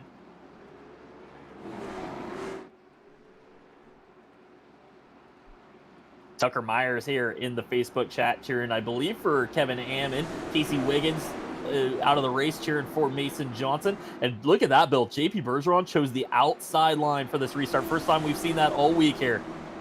Playing defense in the 18 car. If he ends up side by side, and I don't think he's going to, Mason Johnson just doesn't get going on the bottom. You know what that's going to do, though, Jeff? It's going to give Ricky Howell the opportunity to go around the outside of Mason Johnson. Mason Johnson's going to sling it in on the bottom. Let's see what Ricky Howell's able to do with this run. He tried, but look at JP Bergeron stretching that lead as Mason Johnson, Ricky Howell battle for second further behind him. Mason trying to make the inside work, but Ricky Howell has the preferred line now on the outside. He has gotten around Kevin Ammon. Now can he clear the 25 of Mason Johnson? He's going to have the spot at the line, but the white flag is out for JP Bergeron. White flag, JP Bergeron, one more lap around in the 18 car, battling for second place between Mason Johnson. Here comes Kevin Ammon in the 7. Braxton DeWeese there in the 8. He's running 5th. Down the back straightaway, JP Bergeron looks into 3. JP Bergeron out front. They are gaining quickly on him, but it's going to run out of time as JP is going to see the checkered flag off turn 4. He wins the LFOD Motorsports 110. Kevin Ammon is spinning. I don't know if he even made it to the line. Ricky Howell going to finish second. Mason Johnson. Braxton DeWeese gets 4th. Ammon does cross in 5th. Peter Fisher going to come home 6th. Bladen Edwards came out of nowhere late to finish 7th. Rick Rube 8th. Kieran Church 9th. Brad Carpenter going to come home 10th. Tony Quadros with an 11th place finishing position. Cody Boehm all the way up to the 12th spot. Jason Lottridge finishes 13th. Dylan Schreiner 14th. William Griffith 15th. David Hill 16th. Sam Wetstein 17th. Todd Cousins 18th. Blake Thronberg 19th. And Travis Roma rounded out the top 20. On some of the drivers that had a bad night, Josh Oswald finishes 21st with Casey Wiggins, Michael Grooms, Carter Russo, Craig Tolley, the top 25. Neil Vanoski finishes 26th with Lee Norton and Elliott Carlson, the final starters in this one. 28 cars, and Bill, what a fantastic race all night long. I mean, that was incredible. That was probably one of the funnest races we've had all season. Yeah, that one was absolutely amazing. I mean, IRP, it is going to be on the schedule until something changes, because that was all fun. That was fun all week long. Both the races, Monday and Tuesday night, just fantastic. Well, but we're going to get a chance to talk to JP Bergeron, and JP going to join us. JP, when we talked before the race, you weren't even going to run. You were starting and parking this thing. Are you happy you made the call to go ahead and run it? I'm still tired. I still want to go to bed, but yes, I'm still happy. When I saw I had a decent qualifying, I was like, maybe I'm just gonna give it a shot. I know this is one of my good tracks on iRacing, so I mean the race kind of came to me, so I figured out halfway through the race, why not try and run this thing to the end, and here we are with the checker flag and ends. Well, JP, like Jeff said, we both expected you. We actually were calling you to start and park at the beginning of the evening because of what you had told us that you were going to do. But talk to me as you were going through that race. Obviously, you went right to the lead to see what you could, what you could accomplish early. Got right out there, was setting the pace, and then you had that late caution, which gave some cars an opportunity to catch you. When that caution came out, what were your thoughts? Well, I was like, man, I hope someone doesn't do something stupid because I knew I had speed. I didn't overwork the tires. I mean, some people might would have thought that I would have burned them down before halfway, but I was just not overworking them. I was driving my line and still somewhat saving. So I knew I had something at the end. I just didn't want to have a stupid move done at the end. Well, JP, you're the only guy all week that took the option to start on the outside, and we talked about it all night long. The middle groove was the preferred groove, but on a green white checkered, is there any concern that somebody was going to maybe set it up the inside and force you too high up the racetrack there? Well, that's what I thought, but I knew I needed to have a really good restart. I knew Mason was just a bit late when I had the restarts. I was never starting in the same place, trying to use the really big restart box that we have now from halfway down to the checkered. So I figured playing games might have be on my advantage, and starting on the outside for sure gives you the momentum with these cars with low horsepower. So I just needed to get clear and make sure I could cover that run because I didn't want to have someone on my outside the exit of turn two. Well, JP, we talked about you wanting to start in park tonight. Why don't you tell us what's going on for you this week? The reason that you were wanting to go to bed tonight instead of running this race and obviously winning this race. Well, we're racing for the third race of the season in the NASCAR Pinty Series this weekend. We're currently seventh in points, which is a bit lower than what I would expect. Wanted to run top five all year. We're having rough beginning of the season, but still a bit better than last year. Been working out a lot, doing a lot of sim, a lot of concentration training, everything to make sure I'm ready for this weekend. So of course, getting to bed early is part of a winning solution on a race week. Well, JP, before we let you get out of here, I know it takes a lot of people to run a real race team and the sim stuff. So, is there anybody you want to thank? Anybody that you want to shout out that might be watching tonight? And I've never shout out them since the beginning of the season, but I'll give a shout out to my Dave Jacobs racing from the NASCAR Pinty Series. These guys have been working a lot, getting cars ready. It's a big season, getting the road course and the oval car already and switching back and forth. I know these guys have been working hard trying to get me some speed for Valley Junction this weekend. They even did an 11-hour drive to come testing last week. So I want to give a big shout out to them and a big shout out to the whole Revelry crew for sticking with me for the whole season, and we'll see you guys in the playoffs. All right, JP, thanks so much for taking the time to talk with us. Congratulations, your first win of the season. That gives you a bonus point heading into the playoffs. That is a big deal right there. So we look forward to seeing how that goes for you next week at USA for the start of the County Road Custom Late Model Challenger Series playoffs. Well, for sure, thank you. And you mentioned the bonus points. I actually thought about it once you said bonus point at the beginning of the race. Like, maybe I'll try to get a win to get a bonus point. I never thought about this, so I guess we'll start the playoffs with one extra point. So see you guys. Thank you. All right, JP, congratulations. Thanks.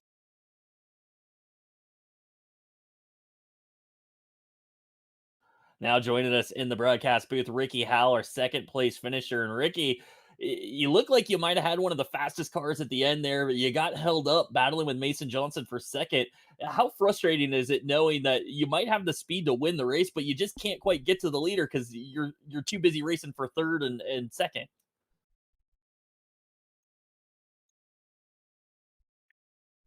Are I don't you know if we sure have he? Ricky. Are you sure he joined us, Jeff? Are you sure? Wake Ricky up. It's very quiet. We can barely hear you. Can you guys copy? I think he's sitting on the other side of the room, Jeff. Hang on a sec. Let me adjust something here real quick. He's gonna mess with the microphone here for just a How second. about now? There we go. How There about we now? go. Y'all got me now? We got you. So I was asking about that race with Mason Johnson. How All right, frustrating yeah, it. think Ricky's got a lot of stuff going on, Jeff. What do you think? I think I got a little lag here, but yeah, I felt like I had tires there for Mason. You know, we caught that caution with like 30 to go, and then we got like 3 or 4 cautions there. I think it heat cycled the tires a little bit. You know, kind of equaled them out a little bit with me. I think they're, you know, if we'd have had a few more laps there at the end with the green white checker, I might have had something for JP. They took off early there. I was saving at the beginning. Look, I was actually running a little harder than I wanted, but you know, I was getting ran down by a bunch of cars, so I had to pick it up a little bit. But just trying to save the tires. They did come in there and got to pick up some positions and had a good night to get in the chase.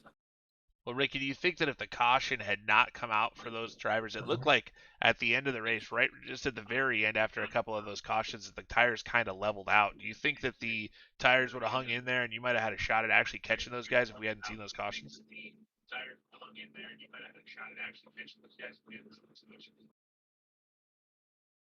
Yeah, you know, the cautions is what hurt us. I think we could have got our first win tonight if we wouldn't have had them. Well, Ricky, before we let you get out of here, is there anybody you want to thank? I know it takes a lot of people to do all and stuff and be fast and learn from it. Is there anybody you want to thank that's helped you out?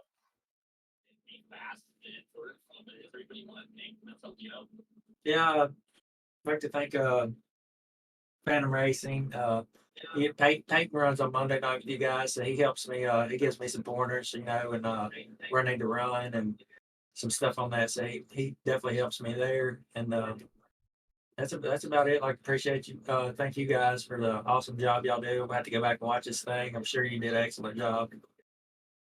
I do have Or- one last question, Jeff. Oh, go ahead. If we call Peyton Baby Shark on Monday nights, does that mean we have to call Ricky Papa Shark on Tuesdays?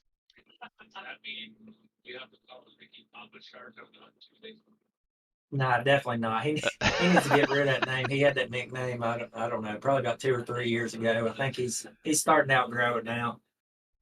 Well, that's a Bladen Edwards thing you can talk to him about. He's the one that got us started on the Baby Shark deal.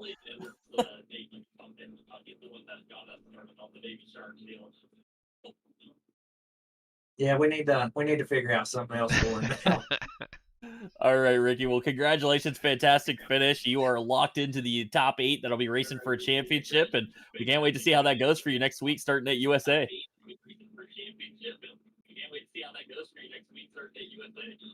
Yeah, appreciate it, guys. Y'all have a good night. Well, joining us now, our third place finisher, Mason Johnson. And Mason, it was a battle there at the end. It looked like the cars started to fall off. You had some quicker cars coming, and Ricky Howell and Kevin Hammond. What was it like there? You know, being out in second, you know, wanting to win, but you're battling these faster cars behind you to the end. Yeah, I didn't get a good qualifying run. Brendan Lee raced last night, my buddy. He told me that it'd be all right to try to get out front and stay out there. Um, but yeah, just try to get out front. Try to get the lead a couple times, but couldn't really get a run on the bottom like I needed to. But yeah, glad to get a podium though. So towards the end of the race, Mason, you obviously had a really fast car. You started to go up there and battle with JP Bergeron just a little bit through the middle of that race. Did the tires start to go away towards the end? And it seems like you lost just a little bit of pace that you had earlier in the run. Yeah, I had Cody Kelly spotting for me. He was letting me know about who was coming behind me. He told me Ricky Howell was coming a little later in the race. So I tried to speed it up a little bit, but I think that late race caution killed me when I was trying to use my tires up. Well, Mason, we don't know if you're going to be in the top 8. You came in tonight 11th. Some of the guys in front of you didn't show up. They had issues like Cody Bohm, who was on the bubble. It is going to be tight whether you end up in the top 8 or not. You know, you've probably just had your best run of the season. Does that at least give you some confidence if you do make it in the top 8 that you will be a championship contender?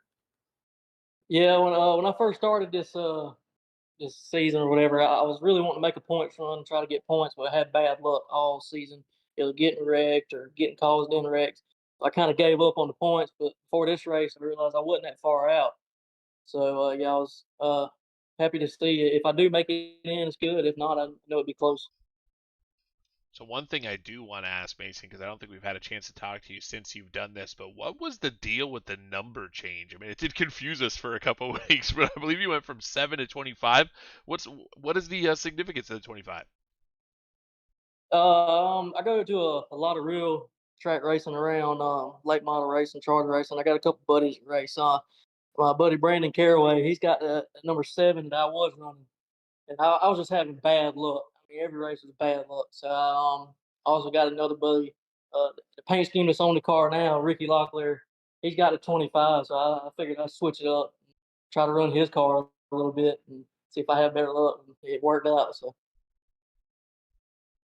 Well, Mason, I guess it's a good time to go ahead and throw this out there because we told everybody we were going to have an announcement about the guys that don't make the chase. And Mason, if you don't end up making it, guess what? There is going to be a winner of the non-playoff drivers. We are going to reset the points for those guys. There is going to be a $25 bonus to the driver that collects the most points over the last 3 races. So all those guys that aren't in the playoffs going to still have something to fight for. That's something that you might be able to pick up even if you don't make it into this playoff and have a chance at the championship. Yeah, whatever I can run to try to get some more, I'll run it. Whatever I can do, take all I can get. And that'll be coming courtesy of Sim Rap Market. So everybody that's listening in that's still on Facebook, make sure you check that out. And Bill, I'll let you continue on with the questions here. No, before we let you go, Mason, man, great run tonight. But obviously, you got Cody Kelly on the box, who missed his opportunity to run for a championship last night and wasn't here. But good to see that he was helping you out tonight. But who else do you want to give a shout out to that might be watching tonight? All my buddies like Brennan and Cody, they run Monday night, kind of help me out, tell me what I need to do. But just get some real life out there. Locklear Lawn Care and Processing, Palmetto Auto Auction, and Justin Brooks Designs for giving me the paint scheme. Well, Mason, thanks for taking the time to talk with us. Congratulations, a fantastic run tonight, and we look forward to speaking to you more in the future. I think this might be the first time we got to talk to you, right? Oh yeah, we finally got some good luck and got in the Hall. Yeah, it's good to have you in the broadcast booth finally. Thank you. Well, Bill, that is going to be a wrap. We will find out who our top 8 are going to be in the playoffs. We'll have an announcement pretty soon about that. We got to do some calculating, add the points all together. And again, those drivers that didn't make it, it's not over for them. Of course, they're still battling for 9th and 10th in the standings, which are going to pay. And for everybody that's not in the chase, there's going to be a 3-race battle for points for $25 for each series, the late model shootout series and the county road custom, $50 on the line. If anybody could win both, I guess, courtesy of Simrat Market. That's pretty cool. That's going to keep the car counts up even through the playoff race. Yeah, it's very cool. I mean, at some point, Jeff, I feel like Oprah. You get some money, you get some, but of course that's just because of the fantastic supporters that we have, all the sponsors that we have, and Simrat Market coming on for the playoffs. I mean, how cool is that? So, I mean, I love it. I love watching racing. I love calling these races with these guys racing. It makes it a lot of fun, and to have 2 great races like we did tonight and last night, this makes it worth it, man. That was good stuff. Yeah, absolutely. As you said, it's like we just hand out money for everything. I mean, we got the Wisconsin Weeds and Walleyes Quick Time Award, the Adobe Mountain Speedway Hard Charger, of course, the Clean Driver Award presented by SD Ireland Cancer Research Fund. So there is a lot of money to be won in these races. It's gotten kind of crazy. I mean, definitely feels like you can win more sim racing at this point than in some of the real life racing classes, right? Yeah, at least you're not spending money to make money, right? Exactly. I mean, in real life, you're never gonna make any money, but in sim racing, you can, and that's gonna happen here in about 3 weeks. Yeah, that is awesome. Well, we are done for the week. Sarah has an off week. We will not be live on Thursday night for their off week, so we will return next week. And guess what, Bill? It's another LFOD Motorsports. This time, it's the 111 from the USA International Speedway, Monday and Tuesday night. That is the first round of the playoffs for both the Elite Performance Industries Late Model Shootout Series and the County Road Custom Late Model Challenger. I'm already excited for it. Like, I can't wait because that first round could end up being very wild. The 2 guys are going to get knocked out next week. Yeah, absolutely. No more inverts. We're not going to have any more inverts, so it's going to be straight up out of qualifying, and we'll see how these guys handle saving tires and making it happen. It starts in 1 week, and you got to be in that top 6 to the top 6 in points basically to make it to the next round, and then we just continue to eliminate guys every single week. I don't know about you, but I looked at the late model shootout series 1, and not to give any say anything bad about anybody, but we now know that Alex McCollum not going to be able to take part in the playoffs. Cody Kelly didn't make it. Those are the 2 guys that won the most races. I'm looking at the guys that are left in that chase, and I'm like, any one of them can win it. I mean, you eliminated the 2 guys that won the most races out of this playoff, and all of a sudden we got 7 guys that can win, hands down. Yeah, absolutely. It's just going to make it so much fun. I hate to see those guys not able to make it for the playoffs. Obviously, those are 2 fantastic drivers. But like you said, we're just going to have so many guys that have an opportunity to win the big deal. And I'll say this too, Jeff. It's exciting just to be in the top 4 and get yourself on that graphic that you make for the championship 4. I mean, that's pretty cool. So it's going to be a lot of fun just to see that come out, and then those guys will get the opportunity to get their paint schemes up on those graphics and share it with their friends, share it with their family. And obviously, big thanks to the Braxton DeWeese fan club for going out with me on YouTube tonight. That was very cool. Up to 17 people were watching at one point, Jeff. That's good numbers for our YouTube. Yeah, that's awesome. Thank you to everybody that's watching on YouTube, might watch this later on YouTube. Of course, all of our Facebook chat people. I mean, you guys were keeping it busy all night long. That is awesome. If anybody was hanging out on Twitch, well, we're sorry we didn't notice you. But we still appreciate you. Again, LFOD Motorsports 111 next week from USA, Monday and Tuesday night, first round of the playoffs. I am excited. I hope you are excited. We will see you next week live on YouTube, live on Facebook, live on Twitch. Again, 9 p.m. Eastern. We'll see you there.